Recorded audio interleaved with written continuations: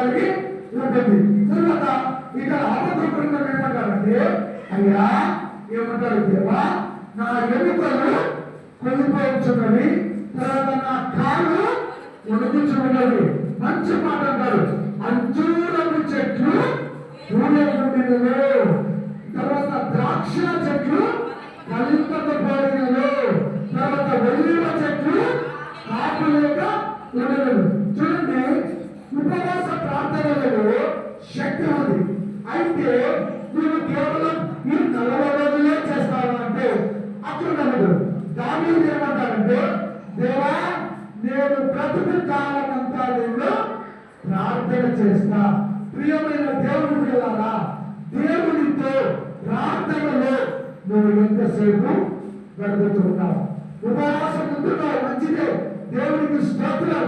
అయితే నీ వ్యక్తిగత జీవితంలో, నీ కుటుంబ జీవితంలో మొదటగా యెహోవాకు నీవు భయపడాలా.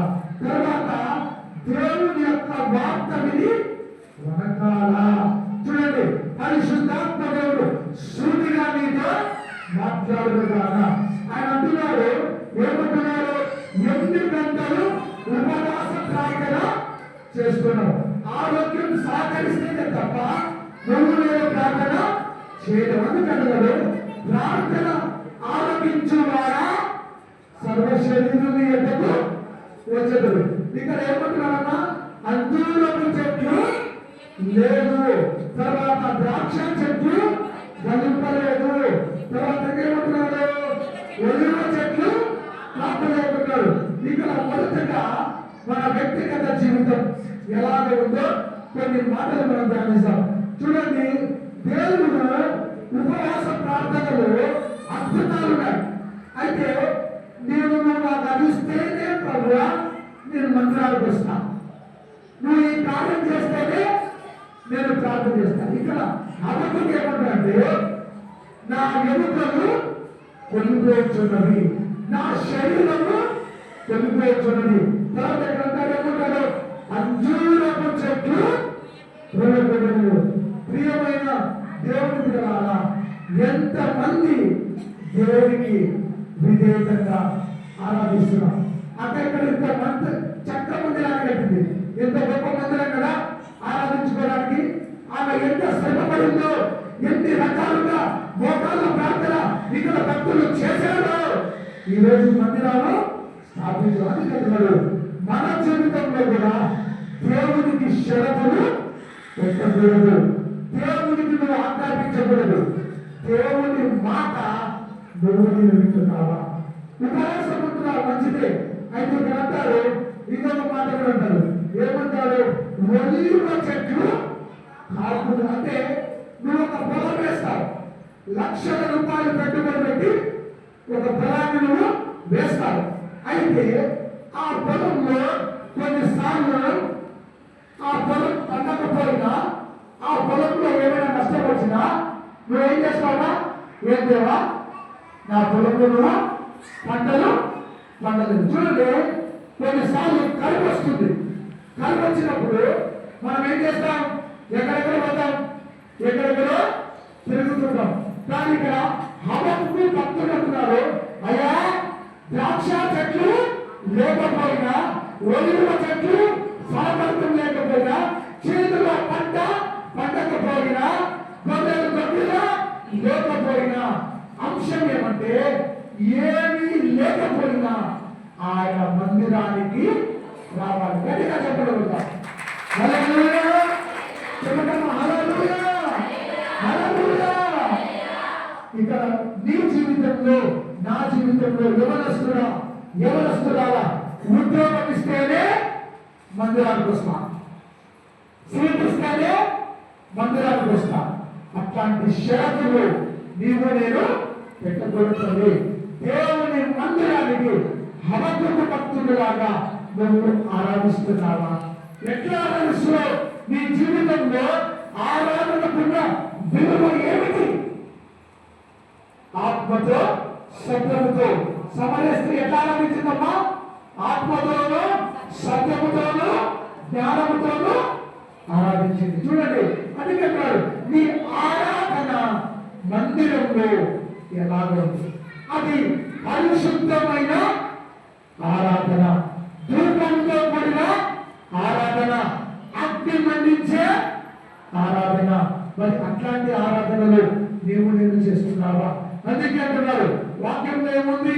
శక్తి చేత కాదు, బలము చేత కాదు, నా ఆత్మ ద్వారానే.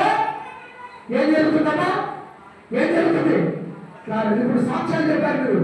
మరి మీ సాక్ష్యం ఫలించాలి అంటే మందిరంలో దేవుడు నీకు ఏమి ఇచ్చినా ఇవ్వకపోయినా ప్రభుని ఆరాధిస్తావా?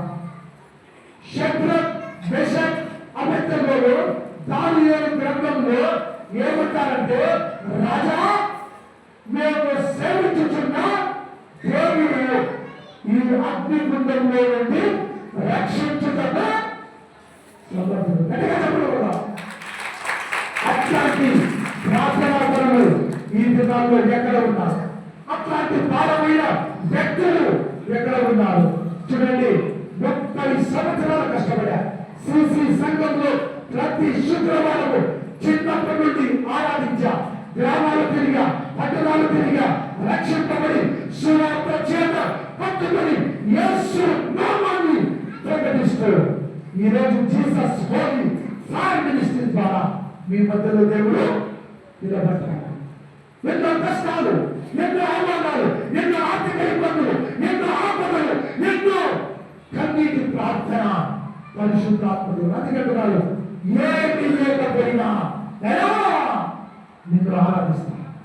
శ్రమైన, దుఃఖమైన, కరువైన ఆయన ప్రేమ నుండి నిలబడతాయా? చెప్పండి. ఎంతో ప్రేమగా చూడండి. నీకు ఉద్యోగాలు ఇస్తున్నాడు, నీకు పొలాలు ఇస్తున్నాడు, నీ పిల్లలను ప్రేమిస్తున్నాడు, ఆశీర్వదిస్తున్నాడు పరిశుద్ధాత్మడు. ఏమి తీసుకొని మందిరానికి వస్తున్నావు? ఆశీర్వదించడం కూడా మాత్రమే మందిరం కనబడుతున్నావా?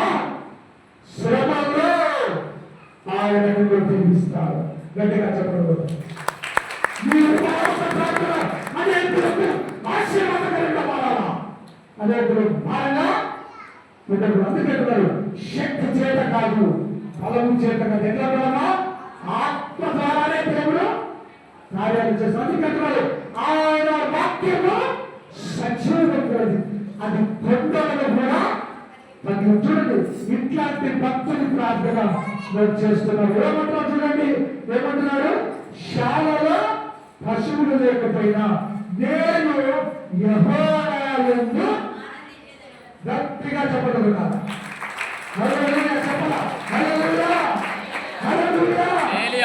అందుకంటున్నాడు ఈ రోజు నువ్వు నేను ఇక్కడ చెప్పగలవా? ఏమీ లేకుండా నీ మందిరానికి వస్తుంది. ఎట్లా సార్? నువ్వేమో బాగా దీవించబడుతుంది, మాకు ఏమో అట్లా కాదు. దేవుడు శ్రమల్లో మనల్ని ఉపవాస ప్రార్థన చేయడం మంచిదే. అయితే ఎలా చేస్తున్నావు? మత్తయి సువార్తలో రహస్యం వద్దు చూచుచున్న నీ తండ్రికి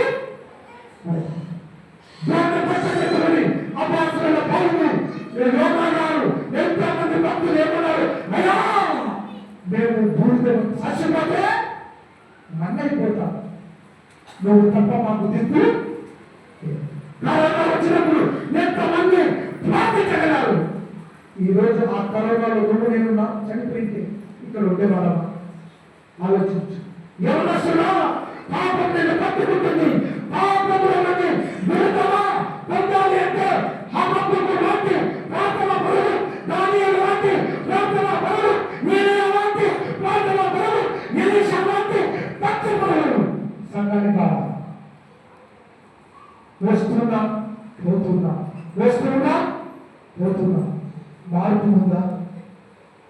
మారు మనసు ఉండాలా? కొన్ని ఏదైనా ఇక్కడ వాక్యాలు వింటున్నాం. గూడూరు అంటే నాకు అంత ప్రేమ. రాత్రి బాబు ఇక్కడే పరిమితి సేవ చేసి వెళ్ళా. ఈరోజు అన్న ద్వారా మీ మందిరానికి మర్యాదకు దగ్గరికి వచ్చాం. గట్టిగా చెప్పుకుంటాం. ఎంత గొప్ప దేవుడు కదా! ఏమంటున్నారు? మీరు ప్రార్థనలో పాపముల కొరకు గాలి మారు గట్లను విలువగట్టలేదు, బంధింపబడిన వారిని విడిపించలేదు. ఇదే కదా నాకు ఇష్టమైన ఉపవాసం. ఎంతమంది చేస్తున్నారు ఇట్లాంటి ఉపవాసాలు? 40 రోజులు కాదండి, బ్రతుకు కాలం అంతా. అందుకంటారు ఏషియా భక్తులు ఏమంటారంటే, ఆయన అంటారు, అయ్యా మేము ఉపవాసం ఉంటే మేము ఎందుకు చూడమంటే మీ పాపములు మీ దోషములు ఎట్లున్నామా ఆలోచించు. నీ పిల్లలు దీవించా, ఉద్యోగాలు ఇచ్చా, సాఫ్ట్వేర్, మీ ఇంజనీర్ అన్యాసించా. అయితే యేసయ్యకు ఈ హతముకు భక్తులు అంటున్నారు, అయ్యా ఇవన్నీ ఇచ్చినప్పుడు నిన్ను ఆరాధించా, ఇవన్నీ లేకపోయినా నిన్ను ఆరాధిస్తా. గట్టిగా చెప్పగలుగుతా. అమ్మా తిరిగి తాగే రోజులు కాదు. నీ పిల్లలు ఎక్కడ, నీ ఎవరి పిల్లలు ఎక్కడ వాక్యం వింటున్నారా, పాపంలో ఉన్నారా, శాపంలో ఉన్నారా, అంధకారంలో ఉన్నారా, కొట్టుకునిపోతున్నారా ఆలోచించుకో. నీ పిల్లల కొరకు నువ్వు ప్రార్థన చేస్తున్నావా? ఎంతసేపు దేవుడితో గడుపుతున్నావు? ఎన్ని గంటలు పరిశుద్ధాత్మతో నింపబడి ప్రార్థన చేస్తున్నావు? ఆత్మ సిద్ధమే, శరీరము బలహీనం. అందుకంటున్నాడు, బలహీనులను బలపరచుటకే. చూడండి కింది వచనాలు చూడండి ఏమంటున్నాడు, నా రక్షణకర్త అయిన నా దేవుని యందు నేను సంతోషించదురు. ఇది మనలు ప్రభువుకు యెహోవాయే నాకు బలము, ఆయన నా కాళ్ళను లేడి కాళ్ళ వలె చేయడు, ఉన్నత స్థలముల మీద ఆయన నన్ను. గట్టిగా చెప్పగలుగుతా, గట్టిగా చెప్పగలుగుతా. ఎంత మంచి మాట్లాడుతున్నాడండి, నా రక్షణకర్తైన. దాన్ని ఏమంటున్నాడమ్మా, దేవా 51వ కీర్తనలో ఏమంటాడు, దేవా నా యొక్క శుద్ధము కలుగు, నీ రక్షణ ఆనందం నాకు మరలా పుట్టించు. అందుకంటున్నారు ప్రార్థన వాక్యము దేవుని చిత్తానుసారంగా మనం చేస్తున్నాం. ఈరోజు 2 వాక్యాలు మీకు వినపడతాయి. ఒకటి అన్నగా చెప్తారు, ఎంత మంచిది. ఈ కొన్ని దినాల్లో ఇంట్లో కూర్చొని ప్రార్థన చేసే రోజులు ఉండవు. సాధారణానికి టైం లేదు కనుక అనేకులను ఎంతో మంది చనిపోతున్నారు. నువ్వు నేనైతే ఆరంభిస్తున్నాం. ఛత్తీస్గఢ్, అస్సాం, ఒరిస్సా ప్రాంతాల్లో మందిరాలను మార్చి పాడేస్తుంది. ఆలోచించుకో. హాబక్కూకు లాంటి ప్రార్థన, దావీదు లాంటి ఆరాధన, యోసేపు లాంటి పరిశుద్ధత నీకు నాకు ఉందా? ఉపవాస ప్రార్థనలో శక్తి ఉంది. ఆయన రాత్రులు ఎస్తేరు ఉపవాసం ఉండి ప్రార్థన చేస్తే శాసనం రద్దు చేయబడింది. రాజే మారిపోయినాడు. రాజులు మారిపోయినా ఎంతో మంది పాపంలో ఉండి నరకానికి టైం లేదండి. ఈరోజు నువ్వు నేను పరిశుద్ధాత్మను శుద్ధిగా భక్తులతో మాట్లాడుకుంటాక సంగమా ఆయన రాకపోతే సిద్ధపడుతున్నావా? ఎంతో మందిని నీ కుటుంబంలో ఉంటే 4 కోసం ప్రార్థన చేస్తున్నావు. అందుకంటున్నాడు, యెహోవా దేవుడు బాగా జనులు ఆలోచించుకో ఒకసారి. భక్తుడైన హబక్కూకులాగా ఎంతమంది ప్రార్థన చేస్తున్నారు. షోలలో పశువులు లేవు, గొర్రెలో దొడ్డులు లేవు, గొడ్డులో గొర్రెలు లేవు, తినడానికి తిండి లేదు ప్రభా. అయినా రాజా నిన్నే ఆరాధిస్తారు. మీరు చాలా మంది సాక్ష్యాలు చెప్పారు. నిజంగా వాళ్ళ సాక్ష్యానికి ఆశ్చర్యపోతున్నాయి.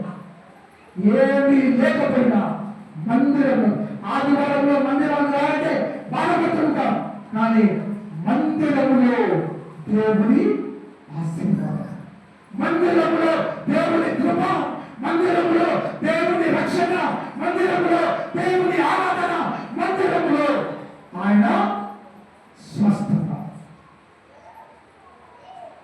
ఈ పరిచర్య 30 ఏళ్ళ నుంచి నేను చేస్తున్నప్పుడు ఈ 40 రోజులు 40 గ్రామాలు అని తిరుగుతూ ఉంటే కొంతమంది ఏమన్నా తెలుసా, నవ్వారండి.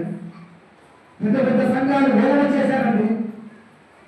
ఈరోజు దేవుడు 5వ సంవత్సరం దాదాపు 200 గ్రామాలు తిరిగి 40 గ్రామాలు తిరుగుతున్నారు. గట్టిగా దేవుడికి చెప్పగలరు, గట్టిగా చెప్పగలరు. శక్తి చేత కాదు, మనము చేత కాదు, పరిశుద్ధాత్మ దేవుడే మనం నడిపిస్తున్నాడు. నేనెంతటి వాడనండి, ఆఫ్టర్ ఒక మట్టి వాడు. ఆయన ఆశీర్వదించాలి, ఆయన మన కుటుంబాలను దీవించాలా, మన పిల్లలను దీవించాలా. హబక్కూకు లాంటి ప్రార్థన నేను చేస్తున్నానా? ప్రార్థనకు రండి చిరిగిపోతున్నా. అందుకంటున్నాడు, దేవుడు ప్రేమ కలిగిన వాడే. ఆలోచించుకో, దేవుడికి తెలియకుండా రహస్య పాపములో ఉన్నాడేమో. ఆయన భీకరుడు కూడా ఎంత ప్రేమిస్తాడో అంత భయంకరుడైన దేవుడు. నువ్వు భూమిలోనికి పోకముందే, నరకానికి వెళ్ళకముందు ఆయన పాదాలు పట్టుకో, దేవుడికి భయపడు. ఇక్కడ ఏమంటారండి, యెహోవా నిన్ను గూర్చిన వార్త విని నేను భయపడుతున్నా. భయపడాలండి దేవుడికి. ఈ రోజుల్లో దేవుడికి భయపడుతున్నారమ్మా? భయపడుతున్నారా?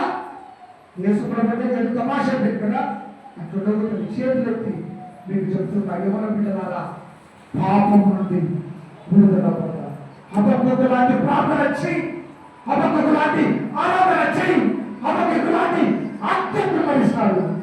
దేవుడు అద్భుతాలు చేసే దేవుడుగా ఉంటున్నాడు. అందుకే అంటున్నాడు, ఆయన నీ కుటుంబంలో పరిస్థితి మార్చగలడు. నీ వ్యక్తిగత, అమ్మా నాకు ఏమీ లేదమ్మా, పిల్లలు చదివించుకోవాలంటే ఎక్కడ కూడా అన్న చూశారు, బాధలు అవమానాలు ఎందుకు అంటే, నా బాధ నా దేవుడితో నేను ఎప్పుడు చేశాను, నా కూతురుకు దేవుడు ఊరాత్రంలో 5,000 ర్యాంకులు కొట్టి నారాయణమ్మ ఇంజనీరింగ్ కాలేజీలో ఫ్రీ సీట్ ఇచ్చారని దేవుడి పని చేస్తే గట్టిగా చదువుకుంటామా? దేవుడు మీ కుటుంబాన్ని దీవిస్తాడు, దేవుడు మీ పిల్లల్ని దీవిస్తాడు. ఆయన సేవ చేయు, భారముతో నశించిపోతున్నా ఆత్మలకు ఆలోచిస్తాం. ఇన్ని మరణాలు తీసుకొచ్చా సహోదరుడు ఉన్నారు కాబట్టి ఆలోచించు. మళ్ళీ ఎప్పుడైనా వస్తే ఖచ్చితంగా హబక్కూకు లాంటి ప్రార్థన మీ కుటుంబంలో, దానియేలు లాంటి వాళ్ళ పితల కోసం చేశాడమ్మా. అయ్యా మా పితల కాటాలు కూడా పాపం ఉంటే దేవుడు కానించాడు. పాపాన్ని విడిచిపెట్టు. అది రహస్య పాపమైన, వ్యక్తిగత పాపమైన, ఏ పాపమైనా కూడా దేవుడు తలవంచుకుంటా. దేవుడు ఎదుర్కొన్నా కూడా అదే కళ్ళు మూసుకుంటాం. మళ్ళీ అలా చెప్పాలి కాబట్టి వాక్యం దేవుడి బాబు చిన్నమండల అనుభవాలు చాలా